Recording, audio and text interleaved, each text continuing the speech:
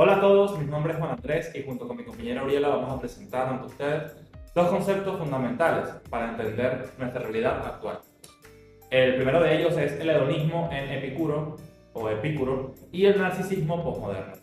He decidido abordar este tema junto con mi compañera partiendo de una paradoja que vivimos a diario. Nunca antes en la historia habíamos tenido tanta libertad, tanta tecnología y tanta capacidad de consumo. Sin embargo, especialistas como sociólogos y psicólogos coinciden en que estamos en una época marcada por la ansiedad, la soledad y una insatisfacción crónica. Porque teniendo tanto sentimos que nos falta algo. Para desglosar esto, voy a confrontar a dos visiones del mundo separadas por más de 20 siglos. Primero, analizaremos la postura contemporánea de Gil Lipovetsky, quien describe nuestra era como la era del vacío. Veremos cómo ese narcisismo postmoderno no es el simple egoísmo, sino una obsesión por el presente, por el cuerpo y por el yo, donde los grandes ideales colectivos han perdido fuerza frente a la imagen individual.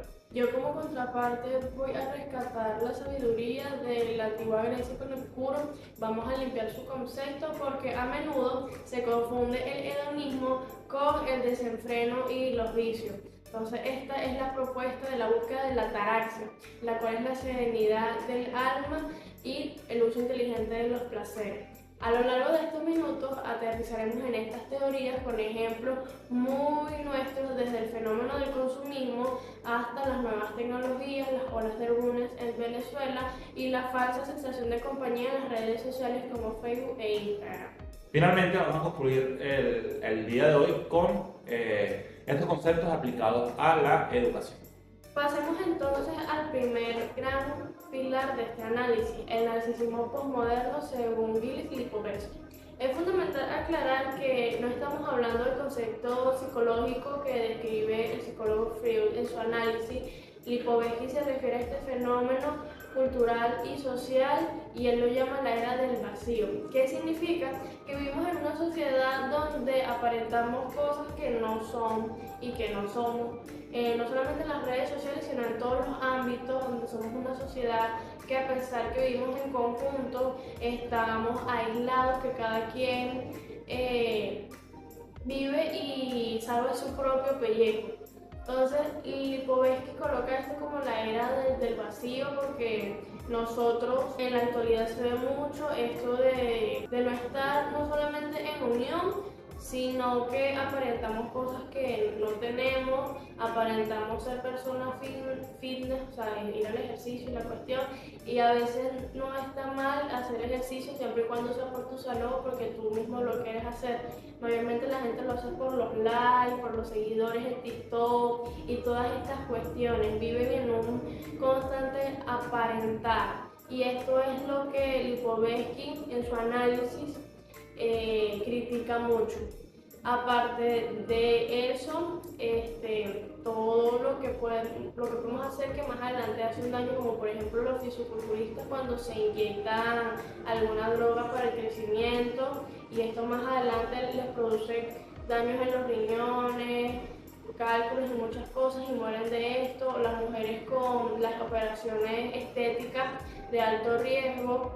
Entonces vivimos en una época donde ser artificial es lo esencial, lo ideal, donde las personas su verdadera opinión se la callan para quedar en acuerdo con otras personas, y donde hablar o decir las cosas con base, con argumentos, está mal visto. Se toma mucho es la opinión, pero no los argumentos que tengas para sostener esta opinión, y no solamente se ve en cómo vivimos, sino en la estética y en la política inclusive se ve este tipo de cosas.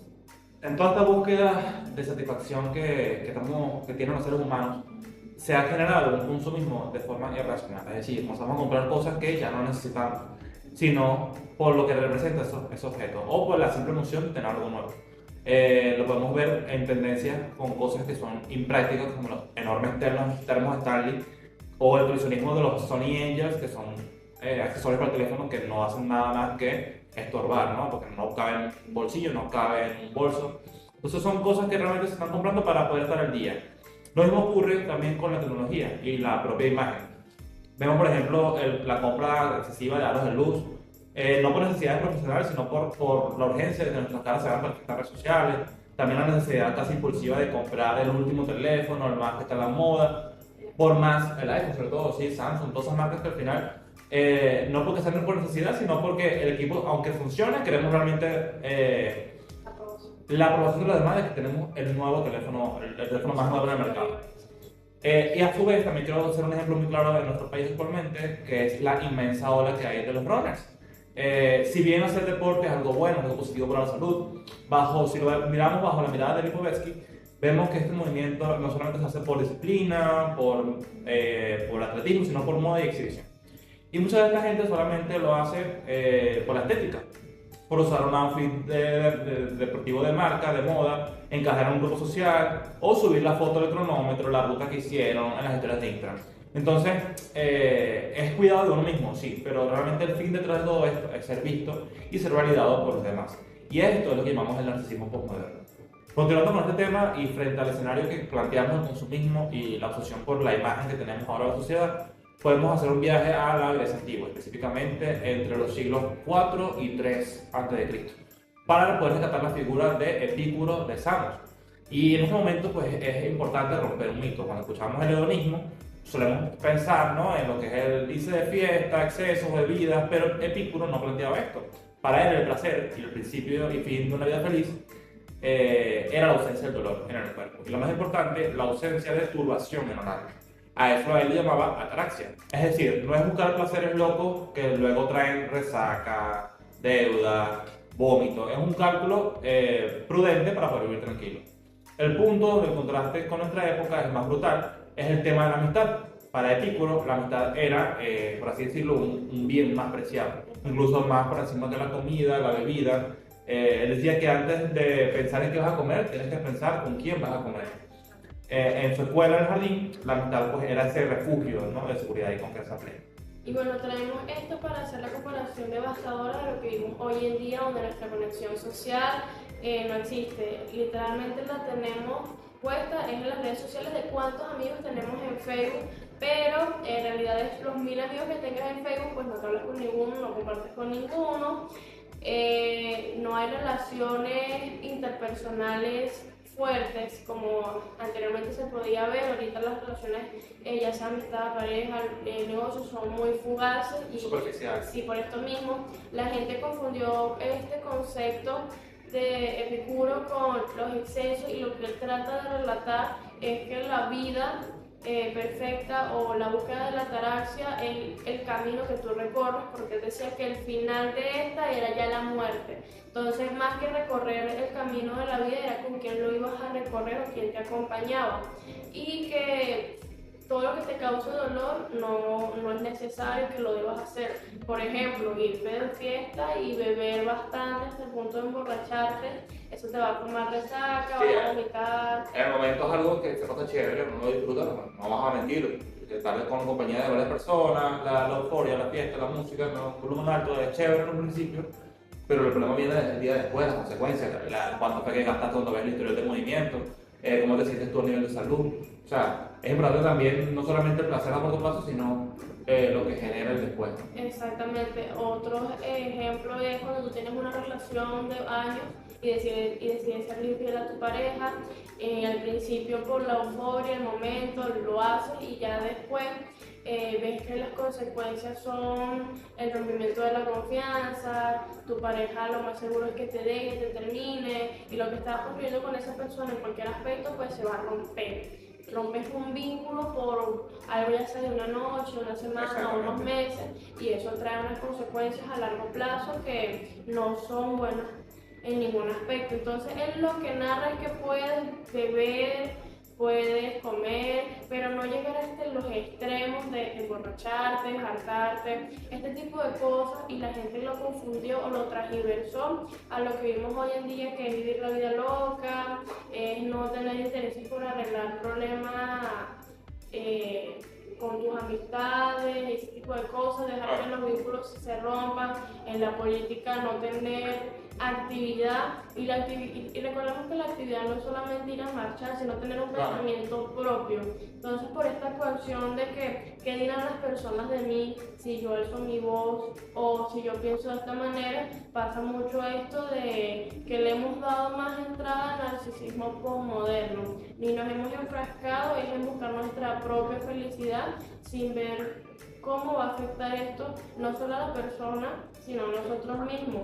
Y es como lo decía anteriormente mi compañero, cuando tú vas al cerro, por lo menos esa gente que sube el cerro, que hace las caminatas que dice San Sebastián para Ocumare, mayormente no lo hacen por salud propia. De hecho, ese tipo de personas pues, posiblemente suben el cerro una vez al año o 2 veces al año y es mucho, sino que lo hacen por los likes, por decir que están haciendo una actividad que mueve gente.